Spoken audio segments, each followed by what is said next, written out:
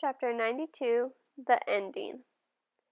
The play was so amazing, I don't want to give away the ending, but it's the kind of ending that makes people in the audience teary.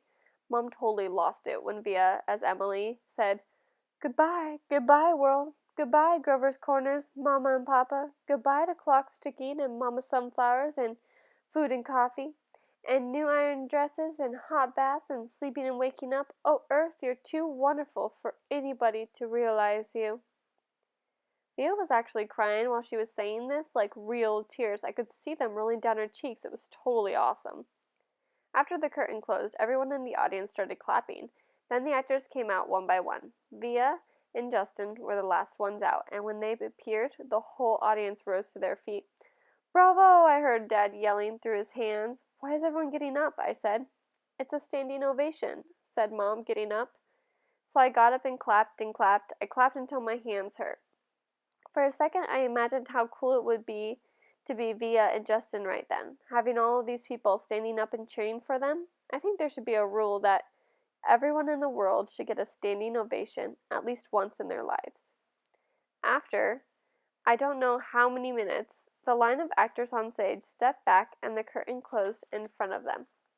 The clapping stopped and the lights went up and the audience started getting up to leave. Me and Mom and Dad made our way to the backstage. Crowds of people were congratulating the performers surrounding them, patting them on the back. We saw Via and Justin at the center of the crowd, smiling at everybody, laughing and talking. "Via!" shouted Dad, waving as he made his way through the crowd. When he got close enough, he hugged her and lifted her off the floor a little. "You were amazing, sweetheart." "Oh my God, Via!" Mom was screaming with excitement. "Oh my God, oh my God!" She was hugging Via so hard I thought Via would suffocate, but Via was laughing. "You were brilliant," said Dad. "Brilliant," said Mom, kind of nodding and shaking her head at the same time. "And you, Justin?" said Dad, shaking Justin's hand and giving him a hug at the same time. "You were fantastic." "Fantastic," Mom repeated. She was honestly so emotional she could barely talk. "What a shock to see you up there, Via," said Dad.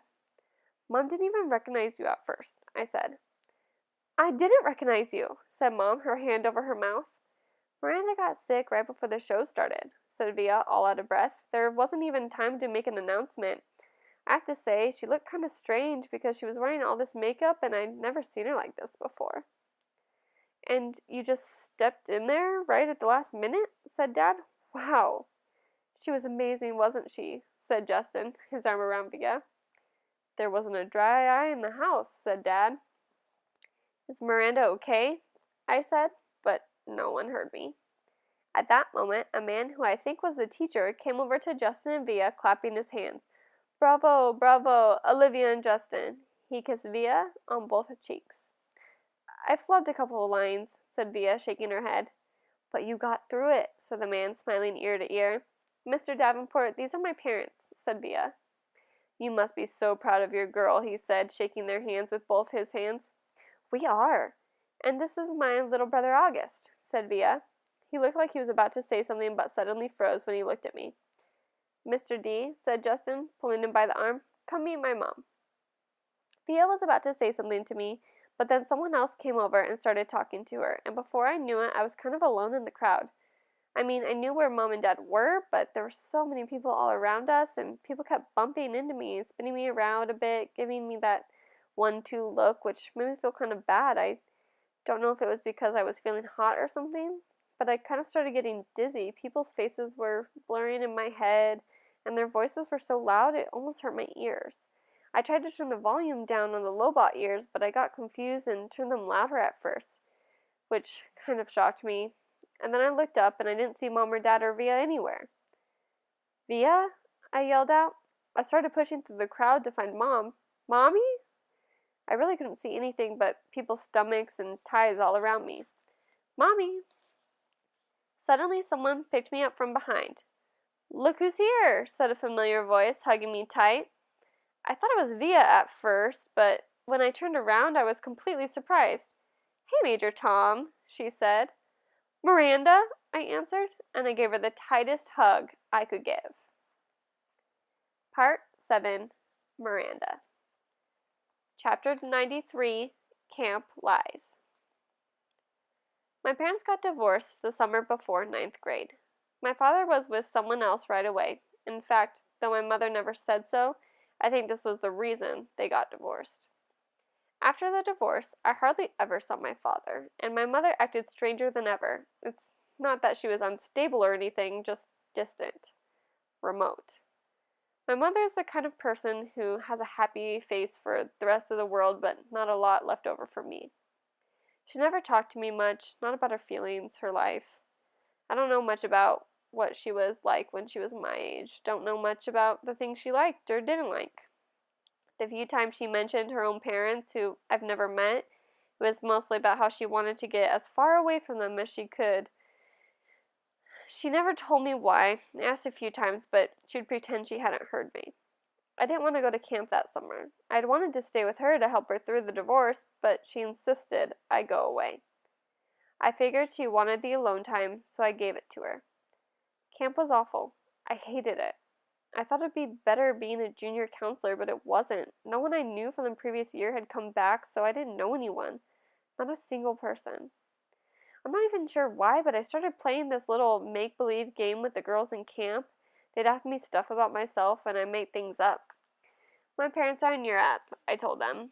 I live in a huge townhouse on the nicest street in North River Heights. I have a dog named Daisy. Then one day I blurted out that I had a little brother who was deformed. I have absolutely no idea why I said this. It just seemed like an interesting thing to say. And of course, the reaction I got from the little girls in the bungalow was dramatic. Really? So sorry. That must be tough. Etc., etc. I regretted saying this the moment it escaped from my lips, of course. I felt like such a fake. If Via ever found out, I thought she'd think I was such a weirdo. And I felt like a weirdo. But I have to admit, there was a part of me that felt a little entitled to this lie. I've known Augie since I was 6 years old. I've watched him grow up. I've played with him. I've watched all 6 episodes of Star Wars for his sake, so I could just talk to him about the aliens or bounty hunters and all that. I'm the one that gave him the astronaut helmet he wouldn't take off for 2 years. I mean, I've kind of earned the right to think of him as my brother. And the strangest thing is that these lies I told, these fictions, did wonders for my popularity. The other junior counselors heard it from the campers, and they were all over it. Never in my life have I ever been considered one of the popular girls in anything, but that summer in camp, for whatever reason, I was the girl everybody wanted to hang out with. Even the girls in Bungalow 32 were totally into me. These were the girls that at the top of the food chain. They said they liked my hair, though it changed. They said they liked the way I did my makeup, though they changed that too. They showed me how to turn my t-shirts into halter tops. We smoked. We snuck out late at night and took the path through the woods to the boys' camp. We hung out with boys. When I got home from camp, I called Ella right away to make plans with her. I don't know why I didn't call Via. I guess I just didn't feel like talking to her about stuff. She would have asked me about my parents, about camp.